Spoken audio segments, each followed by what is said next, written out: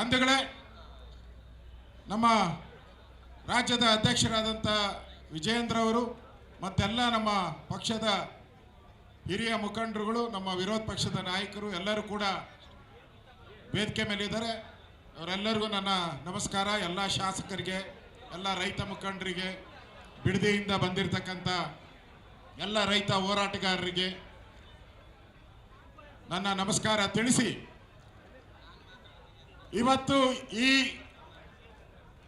ಕಾಂಗ್ರೆಸ್ ಸರ್ಕಾರ DK ಶಿವಕುಮಾರ್ ಬಂದ ತಕ್ಷಣ ಕರ್ನಾಟಕದಲ್ಲಿ ಏನು ಪ್ರಾರಂಭ ಆಯಿತು? ರಿಯಲ್ ಎಸ್ಟೇಟ್ ಪ್ರಾರಂಭ ಆಯಿತು. DK ಶಿವಕುಮಾರ್ ಎಂಟ್ರಿ ಆದ ತಕ್ಷಣ ಕಳೆದ ಒಂದು ವರ್ಷದಲ್ಲಿ ಏನು ಸಾಧನೆ?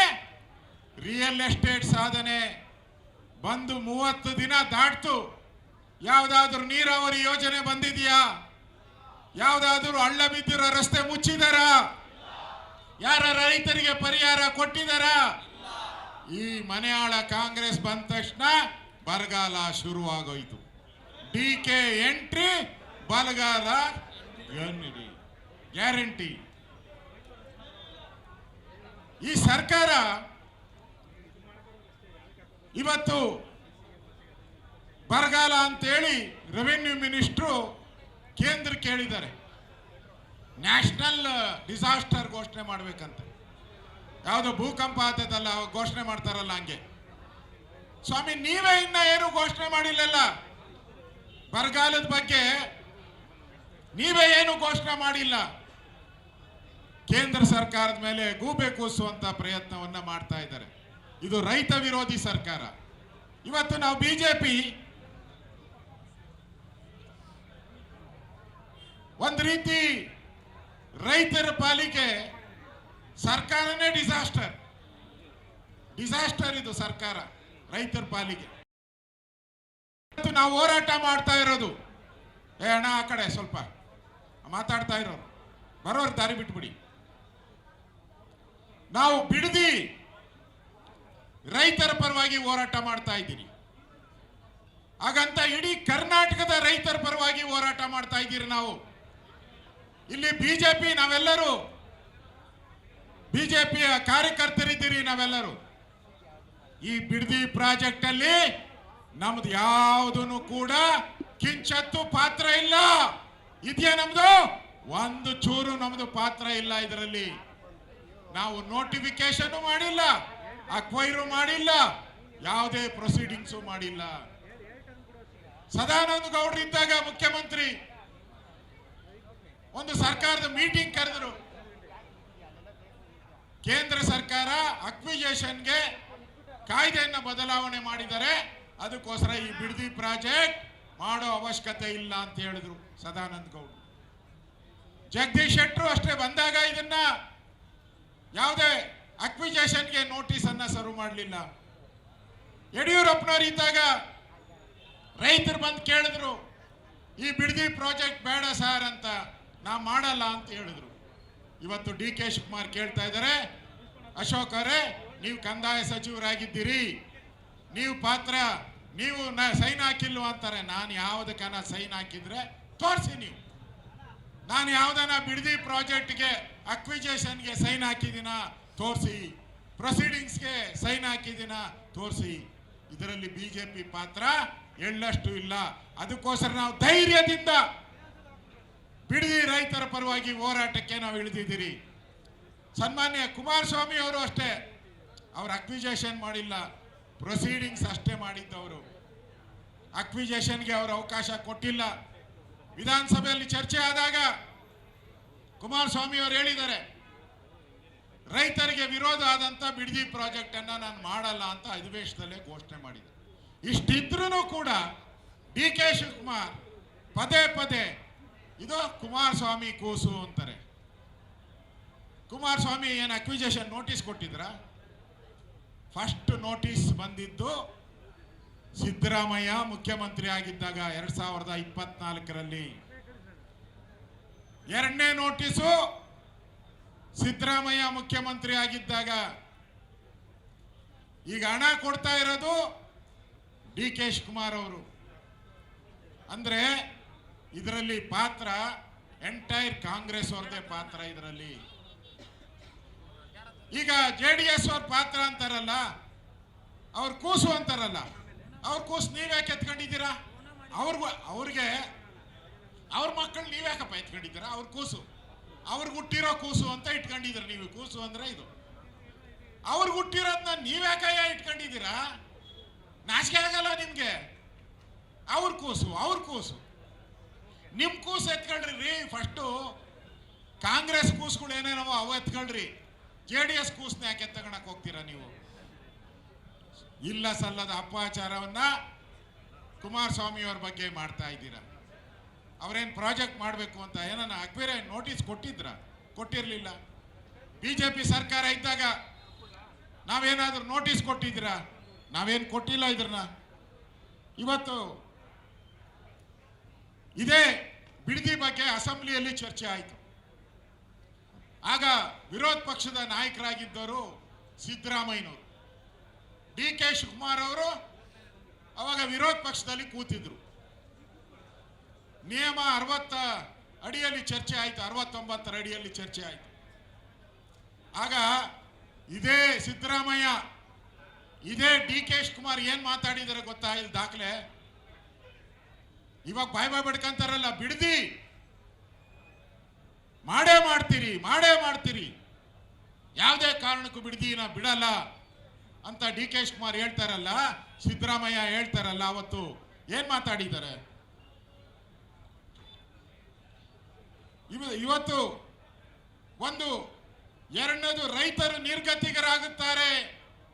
ನಾವು ರೈತರನ್ನು ನಿರ್ಗತಿಕರಾಗಿ ಮಾಡಬಾರದು, ರೈತರ ಪರವಾಗಿ ನಿಲ್ಲಬೇಕು ಎನ್ನುತ್ತಕ್ಕದ್ದು. ಇದು ಫರ್ಟಿಲೈಸರ್ ಲ್ಯಾಂಡ್, ತರಕಾರಿ ಬೆಳೆಯುವಂಥದ್ದು, ಹೈನುಗಾರಿಕೆ ಮಾಡುವಂಥದ್ದು, ಭತ್ತ ಬೆಳೆಯುವಂತಕ್ಕದ್ದು, ನೀರಾವರಿ ಪ್ರದೇಶ, ಪಂಪ್ ಸೆಟ್ಗಳಿದೆ, ಸಣ್ಣ ರೈತರು, ಅತಿ ಸಣ್ಣ ರೈತರು ಬಹಳ ಮಂದಿ ಇಲ್ಲಿ ರೈತರು ವಾಸ ಮಾಡ್ತಾರೆ. ಇದನ್ನ ನೀವು ಅಕ್ವೈರ್ ಮಾಡಿದ್ರೆ ನೀವು ರೈತರಿಗೆ ದ್ರೋಹವಾಗ್ತಾ ಇದ್ದೀರಾ, ರೈತರಿಗೆ ಅನ್ಯಾಯ ಮಾಡ್ತಾ ಇದ್ದೀರಾ ಅಂತ ಹೇಳಿದವರು ಯಾರು? ಇದೇ ಸಿದ್ದರಾಮಯ್ಯ, ಇದೇ DK ಶಿವಕುಮಾರ್. ಈಗ ಯಾವ ಮುಖ ಇಟ್ಕೊಂಡು ಹೇಳ್ತಿದ್ದೀರಾ? ಅವತ್ತು ವಿಧಾನಸಭೆಯಲ್ಲಿ ಇದ್ರ ಬಗ್ಗೆ ಚರ್ಚೆ ಮಾಡಿದಾಗ ಹಿಂದೆ ಪರಮೇಶ್ವರ್ ಅವರಿದ್ರು. ಪರಮೇಶ್ವರ್ ವಿಧಾನಸಭೆಯಲ್ಲಿ ಒಬ್ಬ ಶಾಸಕ, ಮಾಗಡಿ ಶಾಸಕ, ಒಂದು ಪ್ರಶ್ನೆ ಹಾಕ್ತಾರೆ. ಅದರಲ್ಲಿ ಕೇಳ್ತಾರೆ 2017 18ರಲ್ಲಿ ಪರಮೇಶ್ವರ್ ಉಪಮುಖ್ಯಮಂತ್ರಿ ಉತ್ತರ ಕೊಡ್ತಾರೆ. ಪ್ರಶ್ನೆ ಏನು ಅಂತಂದ್ರೆ, ಈ ಬಿಡದಿ ಪ್ರಾಜೆಕ್ಟ್ ಅನ್ನ ನೀವು ಅಕ್ವೈರ್ ಮಾಡ್ತೀರಾ ಅಂತ. ಅದರಲ್ಲಿ ಹೇಳ್ತಾರೆ ಪರಮೇಶ್ವರ್, ನಾವು ಅಕ್ವೈರೇ ಮಾಡಿಲ್ಲ, ಅದನ್ನ ಪರಿಹಾರ ಕೊಡೋ ಪ್ರಶ್ನೆನೇ ಇಲ್ಲ, ಅಕ್ವೈರೇ ಮಾಡಿಲ್ಲ ಅಂತೇಳಿ ಅವತ್ತಿನ ಉಪಮುಖ್ಯಮಂತ್ರಿಗಳು ಹೇಳ್ತಾರೆ. ಇವತ್ತು ಅದೇ ಪರಮೇಶ್ವರ್ ಉಪಮುಖ್ಯಮಂತ್ರಿ ಈಗ ಯಾಕೆ ಮಾತಾಡ್ತಾ ಇಲ್ಲ? ಇವತ್ತು ರೈತರನ್ನ ಒಕ್ಕಲೆಬ್ಬಿಸ್ತಾರೆ. ನಾನು ಕೂಡ ನಿನ್ನೆ ಅಲ್ಲಿ ಹೋಗಿ ಯಾವ ರೈತರು ಕೇಸ್ಗಳು ಹಾಕಿದ್ರು ಅವ್ರ ಮನೆ ಬಾಗಿಲಿಗೆ ನಾನು ಹೋಗಿದ್ದೆ. ಅವ್ರಿಗೆ ಸಾಂತ್ವನ ಹೇಳಿ ನಾವು ಬಂದಿದ್ದೀರಿ, ನೀವು ಭಯ ಬೀಳಬೇಡಿ, ನಿಮ್ಮ ಪರವಾಗಿ ನಾವಿರ್ತೀರಿ. ಯಾವುದೇ ರೈತರನ್ನ ಬಂದು ಅರೆಸ್ಟ್ ಮಾಡಿದ್ರೆ ನಾವು ಕೂಡಲೇ ನಿಮ್ಮ SP ಆಫೀಸ್ಗೆ ಮುತ್ತಿಗೆ ಹಾಕ್ತೀರಿ, ಯಾವುದೇ ಕಾರಣಕ್ಕೂ ಬಿಡಲ್ಲ ಅನ್ನೋ ಮಾತನ್ನು ಕೂಡ ನಾವು ಹೇಳಿದ್ದೀರಿ. SP ಬಿಡಬಾರ್ದು ನಾವು. ಇದು ಅವ್ರ ಕೇಸ್ ಏನು ಹಾಕಿದ್ದಾರೆ ಗೊತ್ತಾ? ಇಲ್ಲಿ ನನ್ನ ಹತ್ರ FIR ಕಾಪಿ ಇದೆ. ಮರ್ಡರ್ ಕೇಸ್ ಹಾಕಿದ್ದಾರೆ, ಕೊಲೆ ಬೆದರಿಕೆ, ಹಲ್ಲೆ, ರೈತರ ಮೇಲೆ ಕೊಲೆ ಬೆದರಿಕೆ. ಇದು ರೈತ ಪರವಾದಂಥ ಸರ್ಕಾರನಾ? ಇದು ರೈತ ವಿರೋಧಿ ಸರ್ಕಾರ ಅಲ್ವಾ? ಇವತ್ತು ರೈತರ ಮೇಲೆ ಈ ಥರ ಸುಳ್ಳು ಕೇಸನ್ನು ಹಾಕೋ ಮುಖಾಂತರ ಇವತ್ತು ಕಾಂಗ್ರೆಸ್ ಸರ್ಕಾರ ನಾನು ರೈತರ ಪರ ಅಂತ ಹೇಳ್ಕೊಳೋ ಅಧಿಕಾರವನ್ನು ಕಳ್ಕೊಂಡಿದೆ. ಇವತ್ತು ಇದೊಂಥರ ರಿಯಲ್ ಎಸ್ಟೇಟ್ ನೋಡಿ. ಇಲ್ಲಿ ಭೈರವೇಶ್ವರ ಇರುವಂಥ ಜಾಗ, ಅಲ್ಲಿ ದೇವಸ್ಥಾನ, ಆದಿಕೇಶ್ವರ ದೇವಸ್ಥಾನ ಇದೆ. ನಾನು ಹೋಗಿದ್ದೆ ನಿನ್ನೆ. ಇಲ್ಲಿ ಈ ರೈತರ ಜಮೀನನ್ನ ರಿಯಲ್ ಎಸ್ಟೇಟ್ ಮಾಡಿ ಬರುವಂತ ಕಾಂಗ್ರೆಸ್ ಎಲೆಕ್ಷನ್ಸ್ ಏನ್ ಬರ್ತೈತೆ ಉತ್ತರ ಭಾರತದ ಎಲೆಕ್ಷನ್ಸ್ ಏನ್ ಬರ್ತದೆ 3 ರಾಜ್ಯಕ್ಕೆ, ಅದಕ್ಕೆ ದುಡ್ಡು ಕೊಡೋ ಅಂತದಕ್ಕೆ ಈ ಪ್ರಾಜೆಕ್ಟ್ ಅನ್ನ ಮಾಡ್ತಾ ಇದ್ದಾರೆ. ಒಂದೊಂದು ಎಕರೆಗೆ 4 ಕೋಟಿ 5 ಕೋಟಿ ಕಮಿಷನ್ ಬರ್ತದೆ. ಇದರಲ್ಲಿ ಅಲ್ಲಿ ಸುಮಾರು 2750 ಎಕರೆ ಗವರ್ಮೆಂಟ್ ಲ್ಯಾಂಡ್ ಇದೆ. ಯಾವಾಗ ಕುಮಾರಸ್ವಾಮಿ ಅವರು ಪ್ರೊಸೀಡಿಂಗ್ ಮಾಡಿದ್ರಲ್ಲ ಅವಾಗ ಇದ್ದಿದ್ದು 2750 ಎಕರೆ. ಇವತ್ತೇನಾಗಿದೆ, ಅದು ಬರೀ 700 ಎಕರೆ ಉಳಿದಿದೆ. 2000 ಎಕರೆ ಪರಭಾರ ಮಾಡಿಬಿಟ್ಟಿದ್ದಾರೆ. ಯಾರ ಜೊತೆ ತಗೊಂಡಿದ್ದೀರಾ ಇದನ್ನೆಲ್ಲ? ಯಾರಿಗೆ ಅಲಾಟ್ ಮಾಡಿದ್ದೀರಾ? ಇದು ಸ್ಕೀಮು. ಇದು ದುಡ್ಡು ಹೊಡೆಯೋಕ್ಕೋಸ್ಕರ ನೀವು ಈ ಒಂದು ಪ್ರಾಜೆಕ್ಟ್ ಅನ್ನ ಮಾಡ್ತಾ ಇದ್ದೀರಾ. ಕೂಡಲೇ ಕೈ ಬಿಡಬೇಕು, ಇಲ್ಲ ಅಂದ್ರೆ ಬಿಜೆಪಿ ದೊಡ್ಡ ಹೋರಾಟವನ್ನ ನಾವು ಮಾಡ್ತೀರಿ. ಇವತ್ತು ಬಿಜೆಪಿ, ನಾವೆಲ್ಲ ಬಿಜೆಪಿಯ ಕಾರ್ಯಕರ್ತರು ರೈತರಿಗೆ ಆ ಬಿಡದಿ ಟೌನ್ಶಿಪ್ ವಿರೋಧವಾಗಿ ನಾವು ಇಷ್ಟೊಂದು ಜನ ಸೇರಿದ್ದೀರಿ ಅಂದ್ರೆ ನಮ್ಮ ಹೋರಾಟ ತಾರ್ಕಿಕ ಅಂತ್ಯಕ್ಕೆ ನಾವು ತೆಗೆದುಕೊಂಡು ಹೋಗ್ತೀರಿ. ಇದಕ್ಕೆ ಎಲ್ಲ ಕರ್ನಾಟಕದ ಎಲ್ಲ ರೈತ ಸಂಘಟನೆಗಳು ಕೂಡ ಬೆಂಬಲ ಕೊಡಬೇಕು. ಇದು ಒಂದು ಬಿಡದಿ ರೈತರ ಹೋರಾಟ ಅಲ್ಲ, ಇದು ಕರ್ನಾಟಕದ ರೈತರ ಹೋರಾಟ. ಆನೇಕಲ್ಲಲ್ಲೂ ಅಷ್ಟೇ, ಅಲ್ಲೂ KDBಯಿಂದ ವಶಪಡಿಸ್ತಾ ಇದ್ದಾರೆ. ಅಲ್ಲೂ 800 ದಿನದಿಂದ ಹೋರಾಟವನ್ನು ಮಾಡ್ತಾ ಇದ್ದಾರೆ ಆನೇಕಲ್ಲಲ್ಲಿ. ಆ ದೃಷ್ಟಿಯಿಂದ ನಮ್ಮ ಹೋರಾಟ ರೈತರ ಪರವಾದ ಹೋರಾಟ. ಎಲ್ಲಿವರೆಗೂ ಬಿಡದಿ ಟೌನ್ಶಿಪ್ ಅನ್ನ ಬಿಡಲು ಅಲ್ಲಿವರೆಗೂ ಬಿಜೆಪಿ ರೈತರ ಪರವಾದಂತ ಹೋರಾಟವನ್ನ ನಾವು ಮಾಡೇ ಮಾಡ್ತೀರಿ ಅನ್ನೋ ಘೋಷಣೆಯನ್ನ ನಾವು ಇವತ್ತು ಮಾಡ್ತಾ ಇದ್ದೀರಿ. ತಾವು ಇಷ್ಟೊಂದು ಸಂಖ್ಯೆಯಲ್ಲಿ ಬಂದು ಈ ಹೋರಾಟಕ್ಕೆ ಬೆಂಬಲವನ್ನು ಕೊಟ್ಟಿದ್ದೀರಾ. ನಿಮ್ಮೆಲ್ಲರಿಗೂ ಧನ್ಯವಾದಗಳು ಹೇಳಿ ನಾನು ಮಾತು ಮುಗಿಸ್ತಾ ಇದ್ದೀನಿ. ಭಾರತ್ ಮಾತಾ ಕಿ, ರೈತ ವಿರೋಧಿ ಸರ್ಕಾರಕ್ಕೆ, ಭ್ರಷ್ಟ ಕಾಂಗ್ರೆಸ್ ಸರ್ಕಾರಕ್ಕೆ ಧನ್ಯವಾದ.